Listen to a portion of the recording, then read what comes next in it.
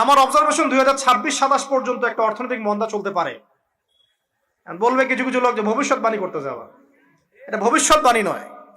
আপনি বর্তমান সম্পর্কে খবর রাখেন না বলেই বর্তমানকে আপনার ভবিষ্যৎ মনে হচ্ছে। আমাদের অনারেবল মিনিস্টার যারা আছেন ওদেরকে জিজ্ঞাসা করেন, তাদেরকে জিজ্ঞাসা করেন, তারাও বলছেন যে 2023 সাল থেকে 26 সাল খাদ্য মন্দার মধ্যে যান। দেখেন নাই? তারাও এই কথা বলছেন কারণ তারা বুঝতে পারছেন ওয়ার্ল্ডের অবস্থা ভালো না। এখানে একটা সলিউশন বলছি, ইচ্ছা হলে আপনি গ্রহণ করতে পারেন, ইচ্ছা হলে নাও করতে পারেন। যাকাত ইসলামিক অর্থনীতির মূল ভিত্তি। কিভাবে জানেন? ব্যবসা এবং যাকাত এটা কি করে? এটা একটা মার্কেটের মধ্যে সম্পদ ঘুরতে থাকে। আমি বুঝাচ্ছি আপনাকে। মনে করেন আপনি ব্যবসা করছেন এবং যাকাত দিচ্ছেন। যাকাত কারা দিবে? যারা যাকাতের নিসাব পরিমাণ সম্পত্তি রাখে, মানে কিছুটা ধনী তারা। তো তারা ব্যবসা করছে, মাশাআল্লাহ। ব্যবসা যখন করে, ব্যবসায় কি থাকে? লাভ থাকে, লস থাকে, লাভ থাকে, লস থাকে। লাভও হতে পারে আপনার, লসও হতে পারে। আর সুদে কি শুধু লাভ, লস আছে? লস নাই। পার্থক্য বোঝেন। এখন ব্যবসা যখন আপনি করবেন, এই টাকা বা মূল যে ক্যাপিটাল যেটা বলে অর্থনীতির ভাষায়, এটা মার্কেটের মধ্যে সার্কুলেট করতে থাকবে। আজকে আপনি ধনী, লাভ করেছেন, কালকে লস করবেন, এই ধন আরেকজনের হাতে চলে যাবে। সে আবার ব্যবসা করছে, সে লাভ করলে সম্পদ তার হাতে থাকলো, লস করলে আরেকজনের হাতে। মানে এই মানিটা, ক্যাপিটাল যেটা, এটা মার্কেটের মধ্যে ঘুরতে থাকে, ঘুরতে থাকে। আজকে কেউ ধনী, কালকে কেউ ধনী, আজকে কেউ ফকির, কালকে কেউ ধনী, এভাবে। এখানে আল্লাহ পাক যাকে ইচ্ছা হয় ধন দেন, যাকে ইচ্ছা হয় দরিদ্র করেন। এটা আল্লাহ পাক নিয়ন্ত্রণ করেন। আবার এর মধ্যে যারা ধনী হবে তারা আবার যাকাত দিবে। কাকে যাকাত দিবে? যে গরিব তাকে। এই কারণে অর্থনৈতিক সাম্য থাকবে এবং টাকা, ক্যাপিটাল মার্কেটে সার্কুলেট করতে থাকবে। এটা হচ্ছে ইসলামিক ইকোনমিক্স। বুঝাতে পারছি না মনে হয়? আর রিবাই কি হবে? রিবাই কোনো লসের চান্স নাই। মানে এখানে ধনী আরো ধনী হতে থাকবে, গরিব আরো গরিব হতে থাকবে, প্লাস যাকাতও দিবে না। তখন সমাজের একটা অংশ অনেক ধনী হবে, আর একটা অংশ একদম মাটিতে পড়ে যাবে, কোনো ব্যালেন্স হবে না। এই কারণে বিশ্বের একটা অংশ, ওই বিশ্বের একটা বড় অংশ যারা সুদখোর, যেখান থেকে সুদ এসেছে, ওইটা আস্তে আস্তে ধনী হয়ে গেছে এবং বিশ্বের বহু কান্ট্রি আস্তে আস্তে দারিদ্র্য সীমার নিচে চলে আসছে। এটা শুধু ব্যক্তির ক্ষেত্রেই নয়, এটা সমাজের ক্ষেত্রেই নয়, পুরো বিশ্বেটা হচ্ছে। ভিডিওটি ভালো লাগলে এই হলো রিবা আমাদের এবং চ্যানেলটি ব্যবসা সাবস্ক্রাইব ভিত্তিক, করুন। যাকাত ভিত্তিক ইকোনমিক সিস্টেমের পার্থক্য, বেসিক ডিফারেন্স। রিবার মধ্যে আল্লাহ পাক তার হাত উঠিয়ে নেন, আল্লাহ পাক সেখানে আর ইন্টারফেয়ার করেন না। ঠিক আছে, সুদ খাচ্ছ, তুমি তোমার মতো চলো এখন। আর ব্যবসা ভিত্তিক ইকোনমিক্স চললে আল্লাহ পাক সেখানে কাউকে ধন দিবেন, কারো কাছ থেকে নিবেন। আপনার ধন নিয়ে আমাকে দিবেন, আমার ধন নিয়ে আপনাকে দিবেন। আর আমি যদি ধনী হই, আমি আবার যাকাত দিব, সেই যাকাতের টাকা আবার আপনার হাতে যাবে, কেউ না খেয়ে মরবে না। তো সামনে এই যে বলা হচ্ছে 2023 সাল, শুধু 23 সাল না, আমার অবজারভেশন 2026-27 পর্যন্ত একটা অর্থনৈতিক মন্দা চলতে পারে। বলবে কিছু কিছু লোক যে ভবিষ্যৎবাণী করতে যাওয়া, এটা ভবিষ্যৎবাণী নয়। আপনি বর্তমান সম্পর্কে খবর রাখেন না বলেই বর্তমানকে আপনার ভবিষ্যৎ মনে হচ্ছে। আমাদের অনারেবল মিনিস্টার যারা আছেন ওদেরকে জিজ্ঞাসা করেন, তাদেরকে জিজ্ঞাসা করেন, তারাও বলছেন যে 2023 সাল থেকে 26 সাল খাদ্য মন্দার মধ্যে যান। দেখেন নাই? তারাও এই কথা বলছেন কারণ তারা বুঝতে পারছেন ওয়ার্ল্ডের অবস্থা ভালো না। এখানে একটা সলিউশন বলছি, ইচ্ছা হলে আপনি গ্রহণ করতে পারেন, ইচ্ছা হলে নাও করতে পারেন। আমার তো চাপিয়ে দেওয়ার কোনো ক্ষমতা নাই। ফাযাক্কির ইন্নামা আনতা মুযাক্কির, আপনি শুধু উপদেশদাতা। লাস্তা আলাইহিম বিমুসাইতির, আপনি কারো প্রতি দারোগা নন। কি উপদেশ? এই যে যাকাত, যেটা যাকাত, আমাদের যাকাত যেটা আসে, এটাকে একটু বড় পরিসরে কালেক্ট করার চেষ্টা করতে হবে। করে যদি আমরা সুষ্ঠু বন্টন করতে পারি গরিবদের মাঝখানে, ইনশাআল্লাহ কেউ খাদ্য অভাবে মারা যাবে না ইনশাআল্লাহ। আল্লাহ পাক আমাদেরকে বোঝার তৌফিক দান করুন। এর পাশাপাশি তারা যেটা বলেছেন, ইকোনমিক সেকশনের লিডার যারা আছে তারা যেটা বলছেন এটা ঠিক বলছেন। তারা বলছেন কৃষিভিত্তিক অর্থনীতির কথা বলছেন, এটার সাথে আমি 100% একমত। কারণ আল্লাহ পাকের কোরআন, এই কোরআনের মধ্যে বেশিরভাগ যে অর্থনীতির কথা এসেছে তা হচ্ছে কৃষিভিত্তিক অর্থনীতি। এটা কি জানেন? হয়তো জানেন না।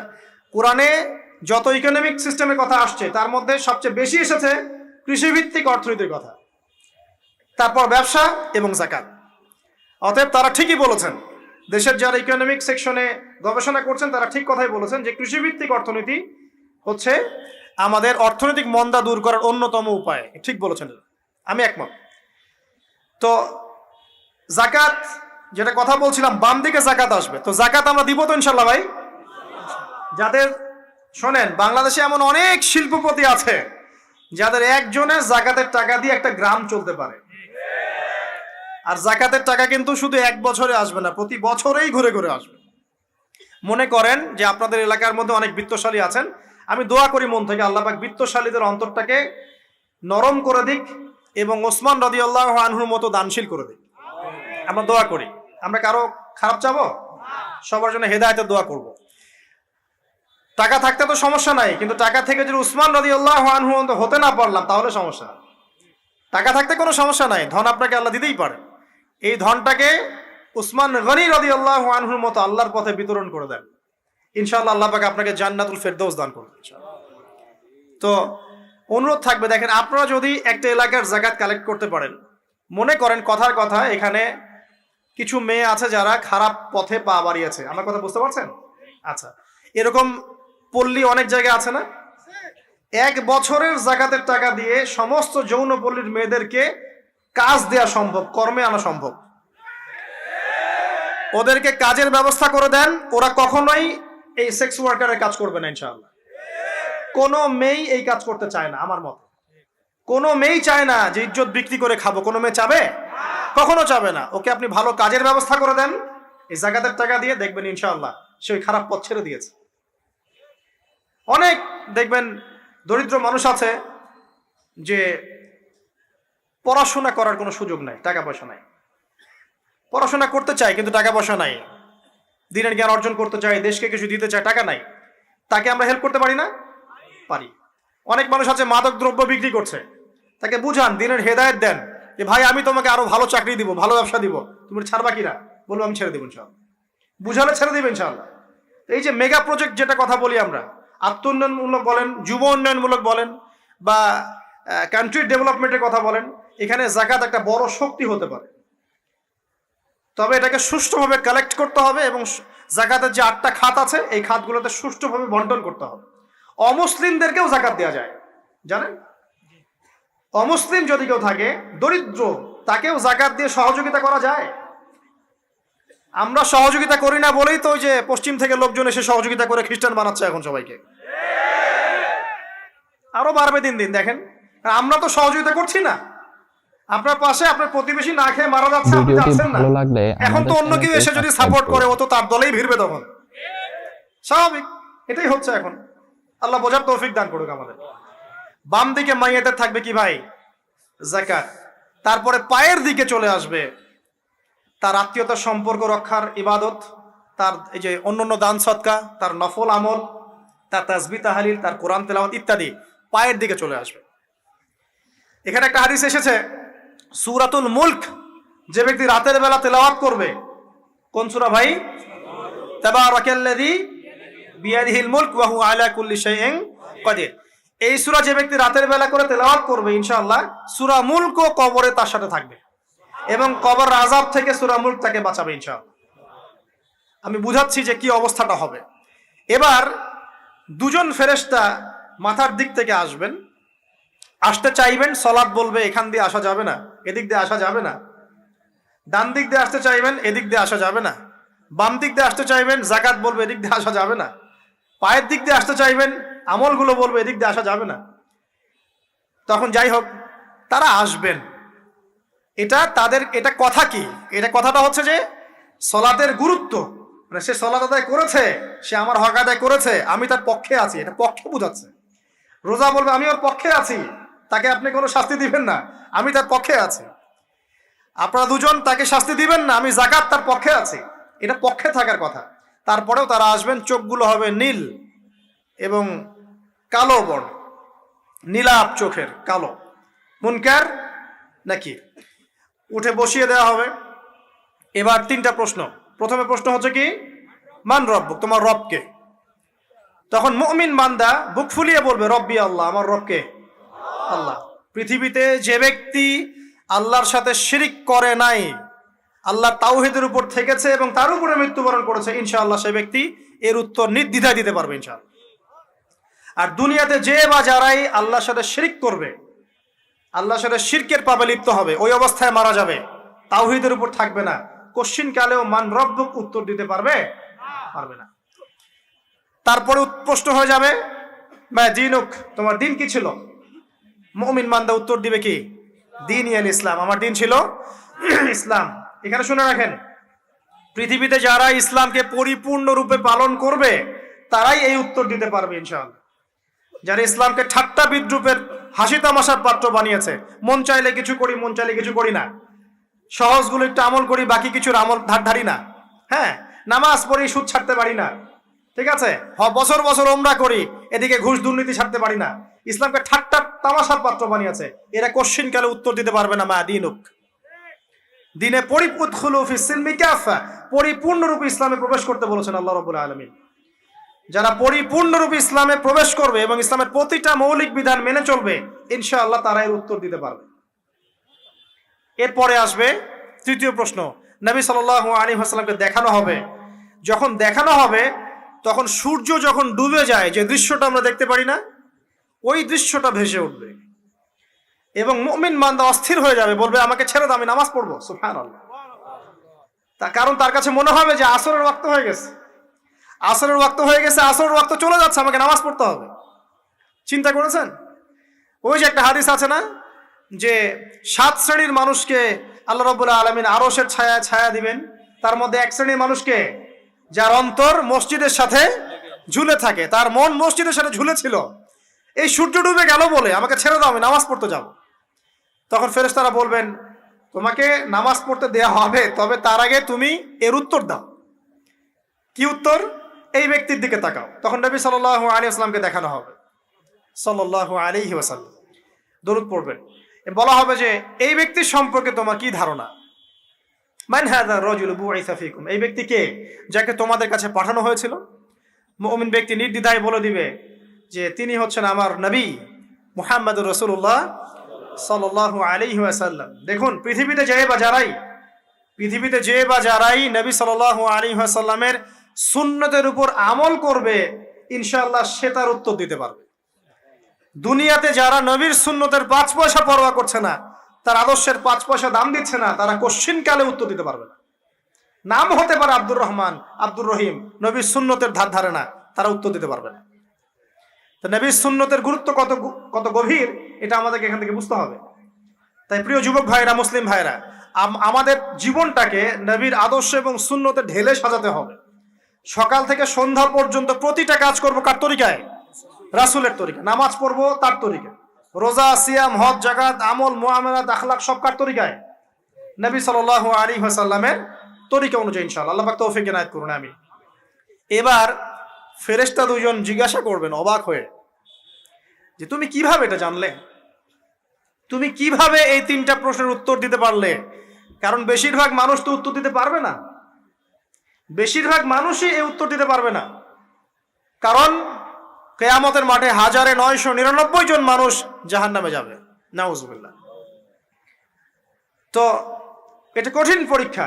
আল্লাহ রাসূল সাল্লাল্লাহু আলাইহি ওয়াসাল্লাম বলেছেন যে নিশ্চয়ই তোমাদেরকে এখানে পরীক্ষায় ফেলা হবে, আর তোমরা যদি এই পরীক্ষা জেনে তোমাদের মৃতদেরকে দাফন করা থেকে বিরত না থাকতে, তাহলে আমি তোমাদেরকে শুনিয়ে দিতাম কবরে কেমন পরীক্ষা হয়। মানে যদি আমরা শুনতে পারতাম যে কবরে কেমন পরীক্ষা হয়, আমরা ভয়ে আমাদের মৃতদেরকে দাফন পর্যন্ত করতাম না। এটা নবীজি বলছেন সাল্লাল্লাহু আলাইহি ওয়াসাল্লাম। তাকে জিজ্ঞাসা করা হবে যে তুমি কিভাবে জানলে এটা? বেশিরভাগ মানুষ তো পারে না উত্তর দিতে। তখন সেই ব্যক্তি বলে বসবে, সেই ব্যক্তি বলবে যে করাতু কিতাব আল্লাহ, আমি আল্লাহর কিতাব এই কোরআন পড়েছি। মুমিন বলবে আমি আল্লাহর কোরআন পড়েছি, ফাআমানতু বিহি, আমি এর উপর ঈমান এনেছিলাম, ওয়া সাদ্দাকতু, এবং সত্যায়ন করেছিলাম। সুবহানাল্লাহ। অতএব দুনিয়াতে যারা দিনের জ্ঞান অর্জন করছে না, কোরআন পড়ছে না, হাদিস পড়ছে না, পড়াশোনার চেষ্টা করছে না, জানার চেষ্টা করছে না, কবরে পাওয়ার ডিফিকাল্ট আছে। এটা একটা অন্যতম প্রশ্ন। আমরা কিন্তু মনে করি 3টা প্রশ্ন হচ্ছে, আসলে প্রশ্ন হচ্ছে কয়টা? 4টা। 3টার পরে আরো একটা এক্সট্রা। কিভাবে জানলে? তখন উত্তর দিচ্ছে আমি আল্লাহর কিতাব পড়েছি, ঈমান এনেছি, সত্যায়ন করেছি। সুবহানাল্লাহ। নবী সাল্লাল্লাহু আলাইহি ওয়াসাল্লাম হাদিসের পরের অংশে বলছেন যে যখন কাফের বান্দাকে উঠানো হবে, তখন ডানেও কিছু নাই, বামেও কিছু নাই, সামনে পিছনে কিচ্ছু নাই। মাথার দিক থেকে ফেরেশতারা চলে আসবেন, উঠিয়ে বসানো হবে, প্রশ্ন করা হবে কে তোমার রব? একটাই উত্তর, লা আদরি, আমি জানি না। নাউজুবিল্লাহ। কি তোমার দিন? লা আদরি, আমি জানি না। এই যে আল্লাহর তো খবর নাই, ভিডিওটি ভালো লাগলে আল্লাহ পাকের আমাদের বিধান মেনে চ্যানেলটি চলার কোনো সাবস্ক্রাইব খবরই করুন। নাই, পরোয়াই নাই। সে জানবে কিভাবে ইসলাম কি জিনিস? সে জানবে কিভাবে আল্লাহ কি জিনিস? ও তো আল্লাহকে চিনেই না। দিব্যি বলে বেড়াচ্ছে মহাবিশ্ব সৃষ্টি হয়েছে বিগ ব্যাং থেকে, আল্লাহ বলে কেউ নাই। মানুষ সৃষ্টি হয়েছে বান্দর থেকে, নাউজুবিল্লাহ। ওই যে ডারউইনের মতবাদ, কি থিওরি অফ এভলিউশন নাকি?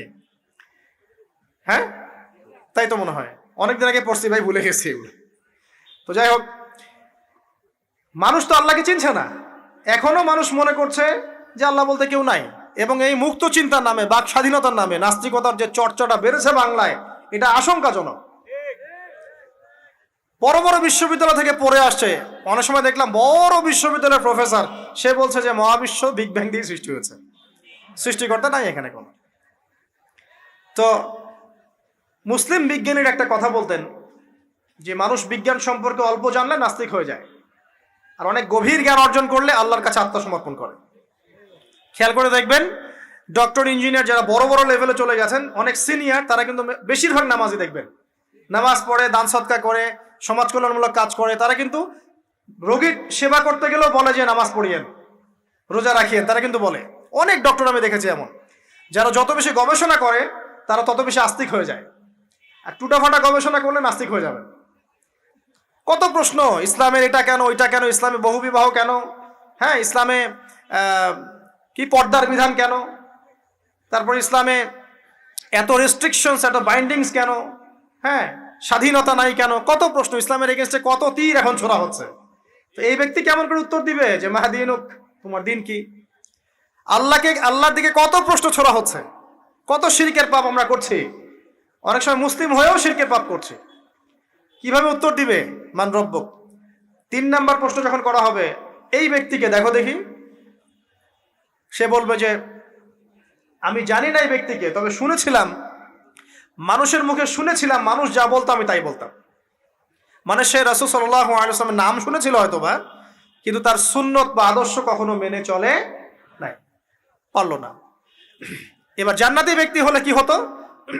ওই যে সূর্য ডুবছিল যেখানে, তার দৃষ্টির সীমা পর্যন্ত কবরকে প্রশস্ত করে দেয়া হতো, এবং জান্নাতের একটা দরজা তার কবরে খুলে দেয়া হতো। এটা কিভাবে করা হবে সেটা আল্লাহ পাক জানেন, এটার ব্যাখ্যা করার জ্ঞান আল্লাহ আমাদেরকে দেন নাই। যেই মানুষের ক্ষুদ্র জ্ঞানে মানুষ ব্যাকটেরিয়া, ভাইরাস নিয়ে গবেষণা করতে হিমশিম খেয়ে যায়, সে মহাবিশ্বের স্রষ্টা নিয়ে কিভাবে গবেষণা করবে? আল্লাহ পাকের অসীম জ্ঞানের সামনে আমার জ্ঞান কি? খুবই ক্ষুদ্র। একটা হাদিসে এসেছে বুখারী শরীফের মধ্যে, যে একটা মহাসমুদ্রের মধ্যে যদি একটা পাখি 1 ফোঁটা পানি উঠিয়ে নিয়ে যায়, ওই 1 ফোঁটা পানি হচ্ছে মহাবিশ্বের জ্ঞান, আর বাকি পুরো মহাসাগর হচ্ছে আল্লাহ পাকের জ্ঞান। তো আমরা এই ক্ষুদ্র জ্ঞানের মানুষ হয়ে আল্লাহর জ্ঞানকে কেমন করে পেনিট্রেট করতে পারি? তো আল্লাহ পাক জান্নাতের দরজাগুলো খুলে দিবেন, একটা দরজা খুলে দিবেন, সেখান থেকে বাতাস আসবে, সে জান্নাতের নাজ নেয়ামত উপভোগ করতে থাকবে, এবং তার রূহটাকে সবুজ রঙের পাখির আকৃতিতে জান্নাতে রেখে দেওয়া হবে। ইল্লিন মানে ওখানে জান্নাতের নিয়ামত সে পাবে। এটাকে বলা হয় দারুল বারজাখ বা বারজাখের জীবন। জীবন অনেকগুলো, একটা ছিল রুহের জগৎ, রুহের জগতে আমরা সবাই ছিলাম। শোনেন, রুহের জগতে যার সাথে যার বন্ধুত্ব, ভালোবাসা গভীর ছিল, দুনিয়াতে তার সাথে তার ভালোবাসা বেশি। এটা হয়তো জানেন না, জানতেন হাদিসটা? রুহের জগতে যদি কখনো আপনার সাথে আমার দেখা হয়ে থাকে, দুনিয়াতে আপনার সাথে আমার দেখা হবে ইনশাআল্লাহ। রুহের জগতে যদি আপনার আমার মধ্যে ঘনিষ্ঠ ভালোবাসা থেকে থাকে, এখানেও ভালোবাসা হয়ে যাবে ইনশাআল্লাহ। এটা বলে আমি আবার তোমাদের বয়ফ্রেন্ড গার্লফ্রেন্ড ভালোবাসা বুঝাই নাই, ওই ভালোবাসার কথা বলি নাই। আবার রুহের জগতে বিদ্বেষ, এখানেও দেখবেন বিদ্বেষ। ওটা একটা জগৎ ছিল যেখানে আল্লাহ পাক সমস্ত আদম সন্তানকে সৃষ্টি করে তাদের রুহটাকে রেখেছিলেন, এবং ওয়াদা নিয়েছেন। কি ওয়াদা? আল্লাহ পাক বলেছিলেন আলাস্তু বিরব্বিকুম, সূরা আরাফের 182 নম্বর আয়াত পড়ে দেখবেন, 182 নম্বর আয়াত। আল্লাহ পাক বলেছিলেন যে আমি ওয়াদা নিয়েছিলাম, আলাস্তু বিরব্বিকুম, আমি কি তোমাদের রব নই? আমরা সবাই বলেছিলাম বালা ইয়া রব্বি, অবশ্যই আপনি আমাদের রব। দুনিয়াতে এসে আমরা ভুলে গেছি। এই ভুলে যাওয়াটা মনে করায় দেওয়ার জন্যই আল্লাহ পাক আসমানে কিতাব নাজিল করেন, নবী রাসূল পাঠান, আমাদের কান পর্যন্ত ইসলামের দাওয়াত পৌঁছে দেন, যাতে আমরা মনে করতে পারি। এবার আসেন, রুহের জগতের পর আসলাম এই যে ভিডিওটি দুনিয়ার জগৎ, ভালো লাগলে আমাদের দারুদ চ্যানেলটি দুনিয়া, দুনিয়ার সাবস্ক্রাইব মধ্যে করুন। আছি হয়তো 50, 60, 70, 100 বছর হাইয়েস্ট। এরপর যাবে দারুল বারজাখ, বারজাখের জগৎ। পাপী ব্যক্তি হলে জাহান্নামের দরজা খুলে দেওয়া হবে, আর জাহান্নামের সে আযাব ভোগ করতে থাকবে। এবং পুণ্যবান ব্যক্তি হলে জান্নাতের দরজা খুলে দেওয়া হবে এবং এর নাজ নেয়ামত সে ভোগ করতে থাকবে। তখন তাকে বলা হবে এটা জান্নাতের সেই জায়গা যেখানে তুমি থাকবে। এটা দেখার সাথে সাথে, শোনার সাথে সাথে তার যে খুশি, উৎফুল্লতা আরো অনেক বেড়ে যাবে। এবং সে কি করবে জানেন? সে পৃথিবীতে ফিরে আসতে চাইবে। সে বলবে আমাকে আমার পরিবারবর্গকে জানাতে দেন, আমাকে আমার পরিবারবর্গকে জানাতে দেন যে আমি ভালো আছি। তখন ফেরেশতারা তাকে বলবেন যে এটা সম্ভব না, তোমার এবং তাদের মাঝে দারুল বারজাখ আছে, তুমি এটা ভেদ করে যেতে পারবে না। তখন তার আত্মাটাকে ইল্লিনে দেওয়া হবে, একটা সবুজ পাখির আকৃতিতে জান্নাতে ঘুরে বেড়াবে ইনশাআল্লাহ। আর যদি জাহান্নামী হয় তাহলে যে বললাম দরজা খুলে যাবে, জাহান্নামের মর্মান্তিক আযাব তার দিকে আসতে থাকবে। কবর সংকুচিত হয়ে আসবে এমন ভাবে যাতে তার বাম পাজর ডান পাজরের ভিতরে এইভাবে ঢুকে যাবে, নাউযুবিল্লাহ। এবং এই আযাব চলতে থাকবে ইলা ইয়াউমি ইউবআসুন, পুনরুত্থানের দিন পর্যন্ত। এখন এই যে হাদিসটা আপনারা শুনলেন, এই হাদিসটা ব্যক্তিকেন্দ্রিক নয় কি? এখানে তিনটা বিষয় আপনাকে ফোকাস করতে হবে আমাদেরকে। এক, তাওহীদ, আল্লাহ পাকের তাওহীদ। দুই, রিসালাত, রাসূলুল্লাহ সাল্লাল্লাহু আলাইহি ওয়াসাল্লামের রিসালাত। এবং আখিরাত, পরকাল। এই তিনটা বিষয় খুব স্বল্প কথায় বলছি। দেখুন, তাওহীদ কি? আল্লাহ পাকের একত্ববাদ। এক আল্লাহকে আপনি সৃষ্টিকর্তা মানবেন, রিজিক দাতা মানবেন, পালন কর্তা মানবেন, সন্তান দাতা, ভালো মন্দের মালিক, সমস্ত কিছুর মালিককে আল্লাহ। আল্লাহ আল্লাহ আমাকে বাঁচিয়ে রেখেছেন, আল্লাহ আমাকে মৃত্যু দিবেন, আল্লাহ আমাকে রিজিক দেন, আল্লাহ আমাকে সন্তান দিবেন, আল্লাহ আমার ভালোর মালিক, আল্লাহ মন্দের মালিক, আল্লাহ সমস্ত কিছুর মালিক। এই কনসেপ্ট পরিষ্কার থাকবে, লা ইলাহা ইল্লাল্লাহ পরিষ্কার থাকবে। সমস্ত বিষয় কার পক্ষ থেকে? আল্লাহর পক্ষ থেকে। এই তাওহীদ, সংক্ষিপ্ত কথায় বললাম তাওহীদ। এর মধ্যে তিনটা ক্লাসিফিকেশন আছে: রুবুবিয়্যাত, উলুহিয়্যাত, আসমা ও সিফাত। এটা আপনারা কিতাবুত তাওহীদ বই থেকে পড়ে নিন। সংক্ষেপে বলে দেই, রুবুবিয়্যাত আল্লাহ পাকের সমস্ত বিষয়গুলো তার দিকে সম্বন্ধ করা, সৃষ্টিকর্তা, পালনকর্তা, রিজিক দাতা সবকে আল্লাহ। উলুহিয়্যাত কি? দুনিয়াতে এসেছি আল্লাহ পাকেরই দাসত্ব করতে হবে, অন্য কারো দাসত্ব চলবে না, তাওহীদ উলুহিয়্যাত। আসমা ও সিফাত কি? আসমা সিফাত মানে হচ্ছে আল্লাহ পাকের নাম গুণাবলীগুলো আছে। আল্লাহ পাক রহমান, আল্লাহ পাক রাহিম, আল্লাহ পাক রাজ্জাক, হ্যাঁ, আল্লাহ পাক গফুর, আল্লাহ পাক শদীদুল ইকাব। সমস্ত গুণাবলী কার? আল্লাহ। এই হলো আসমা ও সিফাত। আল্লাহ পাক যেমন, আল্লাহ পাক তেমন, আল্লাহ পাক নিজের মতো, কারোর সাথে তুলনীয় নন। হুয়াল্লাহু আহাদ, একক। আল্লাহুস সামাদ, তিনি অমুখাপেক্ষী। লাম ইয়ালিদ ওয়া লাম ইউলাদ, তিনি জন্ম দেননি, জন্মিতও নন। ওয়া লাম ইয়াকুল লাহু কুফুয়ান আহাদ, তার সমতুল্য আর কিছুই নাই। আল্লাহ থেকে সবকিছু হয়, এটাই হলো তাওহীদ। এখন এর অপোজিশন কি? শিরক। তাওহীদের বিরুদ্ধে গেলে কি হয়ে যাবে? শিরক। কেউ যদি মনে করে যে আল্লাহ ছাড়া কেউ আমাকে জীবন দিতে পারে, আল্লাহ ছাড়া কেউ আমাকে মারতে পারে, আল্লাহ ছাড়া কেউ আমাকে রিজিক দিতে পারে, অথবা আল্লাহ ছাড়া কেউ সন্তান দিতে পারে, আল্লাহ ছাড়া অন্য কারো কাছে কেউ যদি দোয়া করে, আল্লাহ ছাড়া অন্য কারো জন্য নজর মানত করে, আল্লাহ ছাড়া অন্য কারোর নামে কসম খায়, আল্লাহর হালালকে হারাম করে দেয়, আল্লাহর হারামকে হালাল করে নেয়, ঠিক আছে?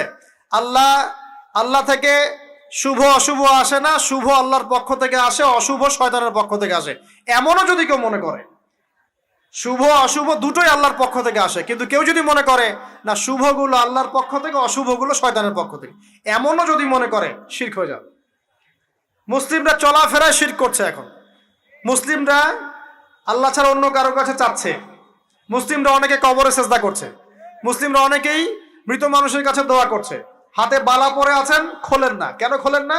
ভয়ে যদি আপনার ক্ষতি হয়, শিরক। মুসলিমরা দেখবেন আগুনের সামনে মাথা নত করছে, মুসলিমরা এখন মেডিটেশন করে, ধ্যান করে, মুসলিমরা জিনকে তাবে করতেছে, অনেক সময় দেখা যায় মুসলিমরা জাদু করতেছে, জাদুবিদ্যা, কুফরি কালাম করছে না? করছে। সবই শিরক, সবই শিরক। মুসলিমরা দেখবেন আল্লাহর হালাল যেগুলো আছে এগুলোকে হারাম করে ফেলছে, আবার অনেক সময় আল্লাহর হারামগুলোকে হালাল করে নিচ্ছে। সুদ কি ভাই? এখানে ফরজ, হালাল করে নেওয়া হয়েছে। মদ কি? তোমাদের কাছে তো ওয়াজিব, না খাইলে ঘুম হয় না। তো এই যে আল্লাহর হারামগুলোকে কি করছি আমরা? হালাল করে ফেলি, এটাও শিরক, কুফরি একটা। তো এক কথায় তাওহীদের উপর যারা ভিডিওটি থাকবে মান ভালো লাগলে রব্বুক উত্তর আমাদের দিতে পারবে চ্যানেলটি ইনশাআল্লাহ। সাবস্ক্রাইব করুন। যারা শিরিক করে ফেলবে ওই অবস্থায় মারা যাবে, মান রব্বুক উত্তর দিতে পারবে না। আমার কথা কি বোঝা যাচ্ছে? আমি সহজ করার চেষ্টা করছি কিন্তু হয়তো পারছি না, এটা আমার ব্যর্থতা। এক কথায় যদি আমরা কবরের প্রথম প্রশ্নের উত্তর দিতে চাই তাহলে আমাদেরকে অবশ্যই তাওহীদের উপর থাকতে হবে, শিরকে যাওয়া যাবে না। প্রিয় ভাইরা, শিরকের পাপ থেকে আজকে তওবা করে ফেলবেন। আল্লাহ জেনে না জেনে জীবনে যত শিরক করেছে আল্লাহ মাফ করে দাও, আমিন। এবং আগামী দিনগুলোতে শিরকের পাপে লিপ্ত হয় না।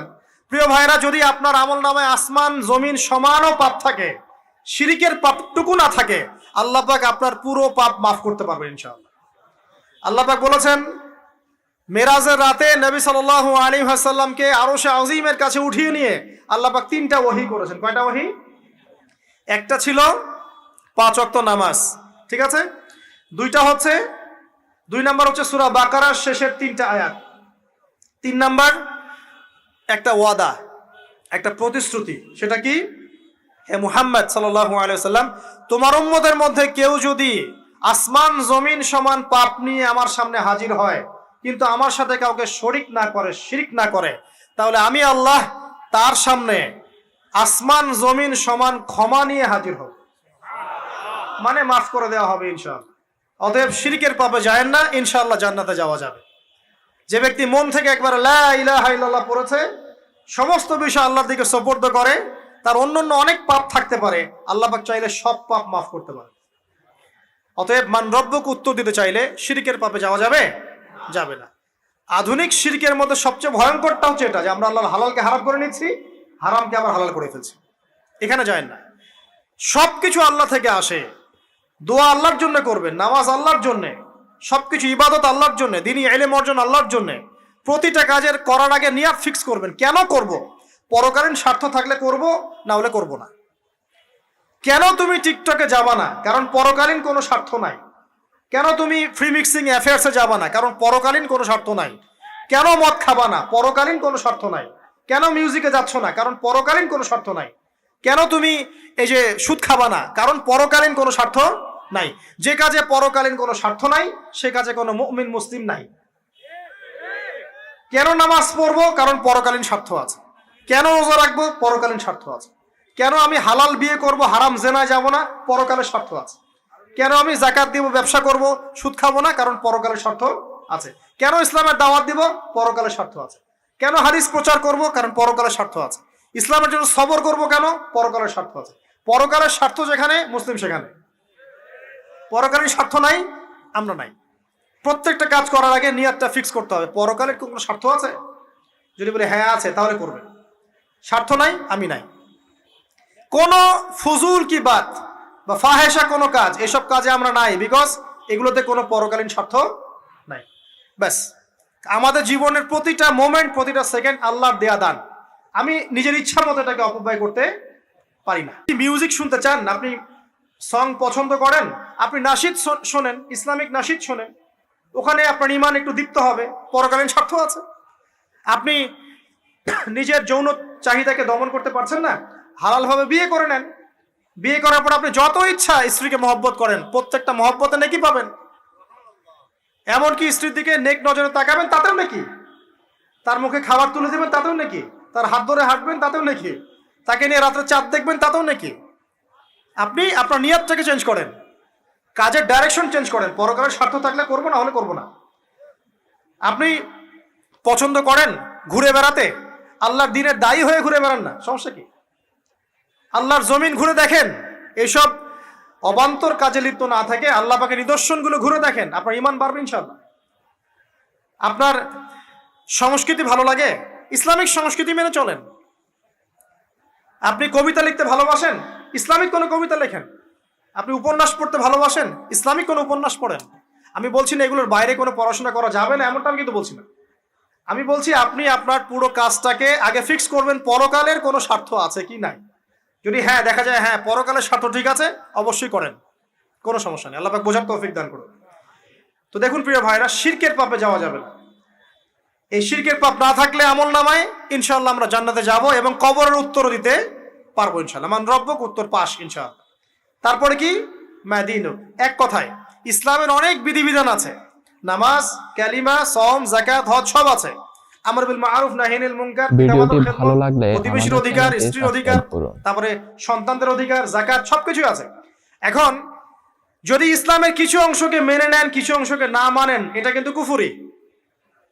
ইসলামের কিছু অংশকে মানছেন, কিছু অংশকে মানছেন না, এটা কিন্তু কুফরি। ইসলামের পরিপূর্ণ বিধানটাকে যদি মেনে চলেন, ইনশাআল্লাহু আযজা ওয়া জাল আপনি মা দীনুক উত্তর দিতে পারবেন।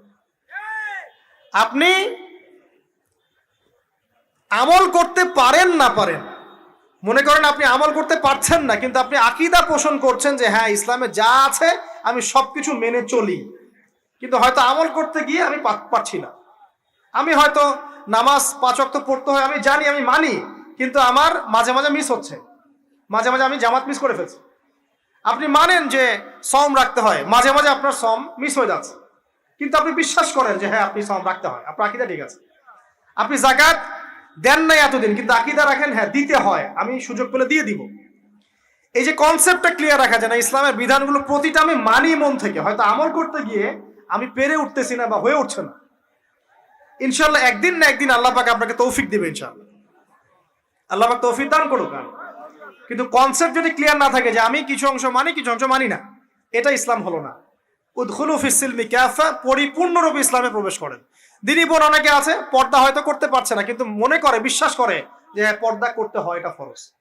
ইনশাল্লাহ আল্লাহ চাইলে ওকে একদিন তৌফিক দিবে ইনশাল্লাহ। হয়তো এখন মুখ খোলা আছে, হয়তো বা আগে গেঞ্জি টি শার্ট পরে ঘুরতো, এখন সেলোয়ার কামিজ পরছে, ঢিলে ঢালা জামা পরছে, এখনো বোরখা পরছে না। ওকে তুচ্ছ তাচ্ছিল্য করার দরকার নাই আপাতত। ওকে আরো বুঝান, আরো নরম হন, আরো বুঝিয়ে সুঝিয়ে ইসলামের দিকে আনার চেষ্টা করেন। এতদূর এসেছে, ওই পর্যন্ত যাবে ইনশাল্লাহ। কারণ ও বিশ্বাস করে হ্যাঁ পর্দা করতে হয়, আমি মানি পর্দা করতে হয়, কিন্তু আমি এখন করতে পারছি না, ইনশাল্লাহ করবো, আল্লাহ পাক চাইলে তৌফিক দিবে ইনশাল্লাহ। তো এই যে বিষয়টা, যে ইসলামকে মনে আগে ধারণ করা, যে না আমি মানি ইসলামের প্রত্যেকটা বিধান ঠিক আছে। চুরি করলে চোরের হাত কাটতে হয়, ইসলাম বলেছে। ডাকাতি করলে শাস্তি আছে। জেনা যদি কেউ করে 100 বেত্রাঘাত, মদ খাইলে 40টা বেত্রাঘাত, ব্যভিচার যদি করে কেউ, এই পরকীয়া করে বিবাহিত ব্যক্তি, রজম।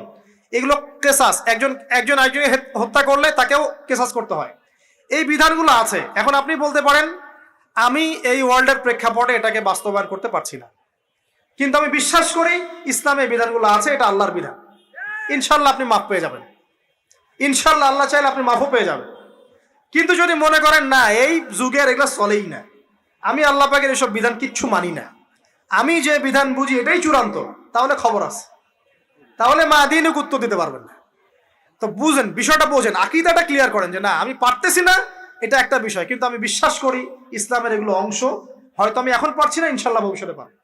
আল্লাহ চাইলে আপনাকে তৌফিক দিবে ইনশাআল্লাহ। আমরা দোয়া করি আল্লাহ পাক আমাদেরকে পরিপূর্ণরূপে ইসলামে প্রবেশ করার তৌফিক দান করুন। আর সর্বশেষ কি, এটা যদি করতে পারে মা দিনুক উত্তর দিতে পারবে। মান নবীকে উত্তর কখন দিতে পারবে? যখন একজন ব্যক্তি সারা জীবন নবী সাল্লাল্লাহু আলাইহি ওয়াসাল্লামের সুন্নতের উপর আমল করতে পারবে। এই যে ঘুম থেকে উঠলেন, ব্যাস ব্রাশটা নিয়ে দৌড়ে চলে গেলেন বাথরুমে, কি জন্য? ঘুম থেকে উঠলেন, আগে চোখটা একটু ঘষতে হবে, মুখে হাত দিতে হবে, তারপরে আপনি দোয়া পড়বেন। কি দোয়া পড়বেন? আলহামদুলিল্লাহিল্লাযী আহইয়ানা বা'দা মা আমাতানা ওয়া ইলাইহিন নুশুর। তারপরে আপনি যাবেন বাথরুমে। দোয়াটা না পড়ে কেন গেলেন? ঘুমাচ্ছেন, ঘুমানোর আগে আপনি অবশ্যই বলবেন। ঘুমানোর আগে একদম একটা গান শুনে, একটা গার্লফ্রেন্ডের সাথে 10টা মিনিট কথা বলে হ্যাঁ জান রাখি, ব্যাস, তারপরে ঘুমিয়ে গেলেন। ঘুমটা আপনার জন্য ইবাদত হলো না? হারামে লিপ্ত হতেন না? আল্লাহুম্মা বিইসমিকা আমুতু ওয়া আহইয়া পড়তেন, সূরা মুলক পড়তেন, সূরা কাফিরুন পড়তেন, সূরা ফালাক নাস ইখলাস পড়তেন, ঘুমিয়ে যেতেন। পুরো ঘুমটাই ইবাদত, পুরো ঘুমটাই নাকি ঘুমিয়ে আছেন নাকি পাচ্ছেন? আপনি ইচ্ছাকৃতভাবে আপনার আমলটা নষ্ট করলেন। ইস্তেঞ্জা করতে গেছেন, ইস্তেঞ্জা করতে গিয়ে গান শুরু করে দিল বাথরুমে। বাথরুম সিঙ্গার আছে না কিছু? বাথরুমে গান গাওয়ার জায়গা নাকি? তো ওখানে গান শুরু করলো। বাথরুমে গান গাবেন কেন? আপনি ঢোকার সময় বলবেন কি বিসমিল্লাহ আল্লাহুম্মা ইন্নী আউযু বিকা মিনাল খুবসি ওয়াল খাবাইস, এরপর ইস্তেঞ্জা করবেন, তারপরে আপনি গুফরানাকা বলে বের হয়ে আসবেন। পুরো ইস্তেঞ্জার সময়টুকু নাকি? নামাজ পড়তে দাঁড়িয়েছেন, এখানে রিয়া কোনো লৌকিকতা থাকবে না, লোকজন আমাকে দেখছে আমি ভালো করে নামাজ পড়ি, এমন থাকবে না।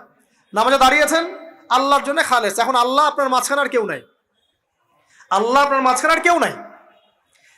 এমনকি যা ইচ্ছা তাই নামাজ পড়বেন? একদল বেরোইছে এখন দেখি 2 ওয়াক্ত নামাজ পড়ে, তাদের বক্তব্য হচ্ছে যে 5 ওয়াক্ত নামাজ নাকি কোরআনে নাই, আর ওরা খালি কোরআন মানে হাদিস নাকি মানে না। কত যে ফেরকা এখন বেরোচ্ছে আল্লাহ ভালো জানে।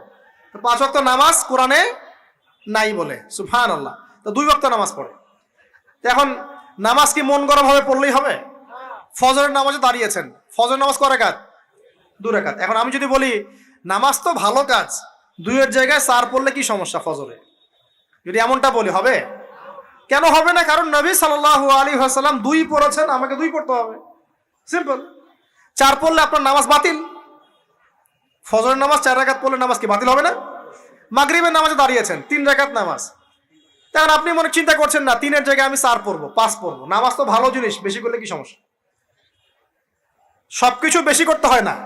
রাসূলুল্লাহ সাল্লাল্লাহু আলাইহি ওয়াসাল্লাম যা দিয়েছেন তাই করতে হয়, এর নাম সুন্নত। বাইরে গেলে হবে কি? বেদাত। প্রত্যেকটা কাজ খেয়াল করতে হবে। তো প্রত্যেকটা আমল এভাবে। নামাজ, এই যে রোজা, রোজা রাখবেন রমজান মাসে, রোজা রাখলে এটা ফরজ। আর আপনি চিন্তা করেন রোজা তো ভালো জিনিস, আমি রমজানও রাখবো, শাবান পুরো 2 মাসে রাখবো, হবে? দেখেন, নফল বিষয়টা আলাদা, আমি ফরজের কথা বলছি। কেউ যদি মনে করে ফরজ রোজা আমি 2 মাসই রাখবো, রমজানও রাখবো, শাবানও রাখবো, রোজা ভালো জিনিস করলে কি সমস্যা হবে? হবে না। এভাবেই হজ, হজ করতে হয় ওইখানে আরাফার মাঠে। আপনি মনে করেন কুড়িগ্রামে হজের একটা জায়গা বানাইলাম আমরা, মনে করেন কথার কথা, এমনও কিন্তু জায়গা আছে মানুষ অন্য জায়গায় হজ করে, কিন্তু আপনি ভাবছেন এমনি এমনি বলছি।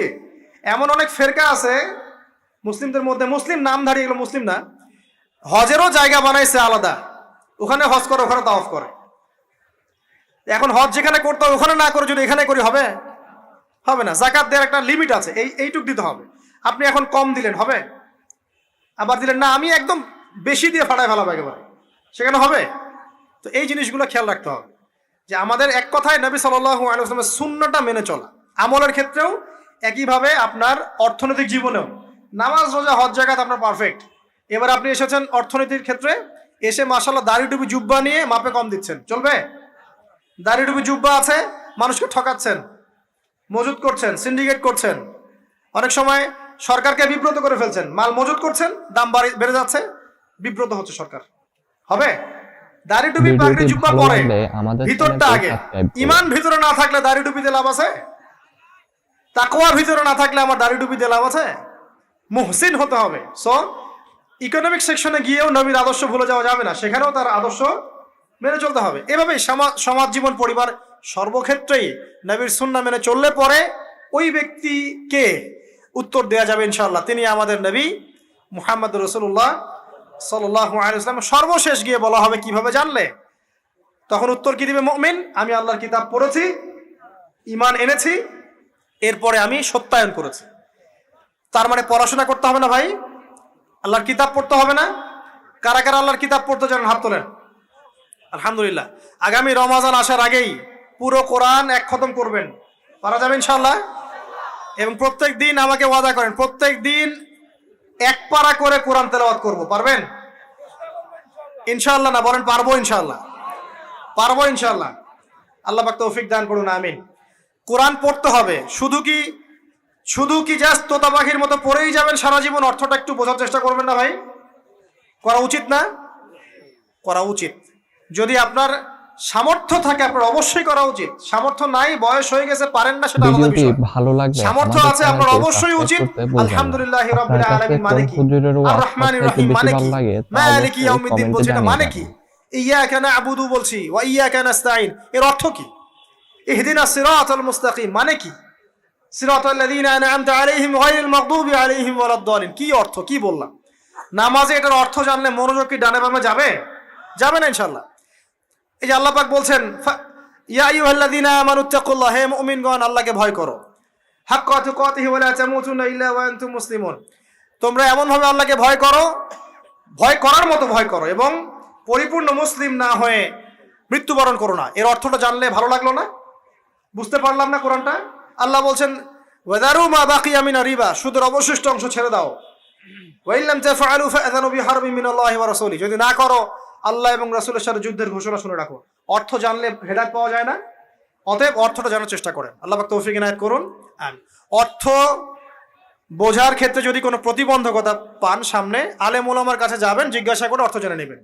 নিজে নিজে আবার মন করা ব্যাখ্যা করতে যায় না। কোরআন বুঝতে গেলে হাদিস লাগবে, হাদিসগুলো পড়তে হবে। হাদিসের কিছু বই কিনবেন, রিয়াদুস সালেহিন, ফয়জুল কালাম, এই যে আপনারা পড়েন, মুনতাখাব হাদিস পড়েন, ঠিক আছে, বুলুগুল মারাম মিন আদিল্লাতিল আহকাম, মিশকাতুল মাসাবি, এই বইগুলো বাসায় রাখবেন। এরপরে আস্তে আস্তে কিনবেন আবু দাউদ, তিরমিজি, নাসাই, এগুলো কিনবেন। পরে গিয়ে বুখারী মুসলিমের অনুবাদ কিনবেন, আগে কিনবেন না। এগুলো কঠিন হাদিস, এগুলো আগে পড়লে আপনি মাথাটা আপনার কিন্তু ঘুরতে থাকবে। তো আগে কি ক্লাস 8-এ পড়বেন না আগে এইচএসসি দিবেন? আগে ক্লাস 7-8 পার করে যান, তারপর ওইদিকে যান। আল্লাহ বোঝার তৌফিক দান করুন। প্রিয় ভাইরা, ইলম অর্জন করতে হবে। ইলম অর্জন করলে পরে আপনি তালেবে ইলমের পায়ের নিচে আল্লাহর ফেরেশতারা পাখা বিছিয়ে দিবে ইনশাআল্লাহ তাআলা। ইলম অর্জন করে আপনি যখন আলেম হবেন বা দ্বীনের জ্ঞান অর্জন করবেন, তখন আপনি দাওয়াতের কাজও করতে পারবেন। আপনার দাওয়াতে যত মানুষ ইসলামের দিকে আসবে, সমস্ত নেকি আপনি পাবেন ইনশাআল্লাহ।